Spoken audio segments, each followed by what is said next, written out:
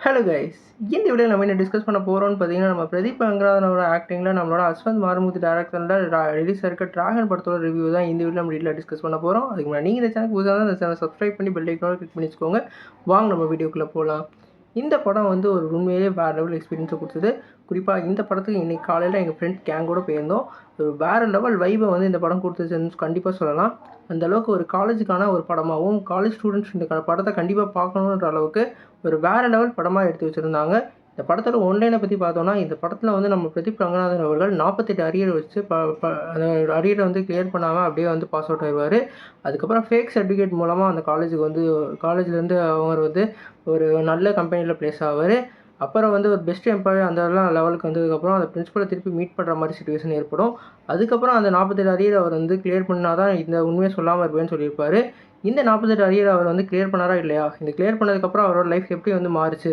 இதில் அந்த லவ் ரொமான்ஸ்லாம் வச்சு எப்படி வந்து முடிச்சிருக்காங்கன்றது தான் படத்தோட கதையாக இருக்குது. குறிப்பாக இந்த படம் வந்து ஒரு உண்மைக்கு ரிலேட்டடான கண்டென்ட்டாக இருக்குது. இப்போ அண்ணா யூனிவர்சிட்டி இந்த இதெல்லாம் இந்த மாதிரி ஸ்கேம் நடந்துக்கிட்டு இருக்குது. போலியான ஃபேக் சர்டிஃபிகேட் மூலமாக வந்து இப்போ நிறைய பேர் வந்து ப்ளேஸ் பண்ணிகிட்டு இருக்காங்க. அவங்களுக்கான ஒரு முன்னெச்சரிக்கை மாதிரி இந்த படம் வந்து ஒரு நல்லாவே ஒரு மெசேஜோடு சொல்லியிருக்காங்க. குறிப்பாக வந்து ஒருத்தரை வந்து யாரையாவது கஷ்டப்படுத்தி நம்ம எந்த இடத்துக்கு மேலே வந்தாலும் அவரோட கஷ்டம் கண்டிப்பாக நம்ம வாழ்க்கையில் ஒரு அடிபடுங்கன்றத முக்கியமாக சொல்லியிருக்காங்க.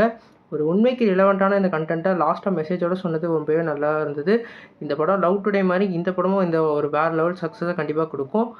கண்டிப்பாக இந்த படம் வந்து கண்டிப்பாக எல்லோரும் பார்க்க வேண்டிய படமாக ஹைலி ரெக்கமெண்டட் மூவியாக இருக்குது. ஒரு ஃபேன்ஸோடு நீங்கள் வந்து ஒரு ஃப்ரெண்ட்ஸோடு போய் அது கலகலன்னு சிரிச்சுக்கிட்டு வேறு லெவல் ஃபன்லோட நல்லா பார்க்க வேண்டிய படம்.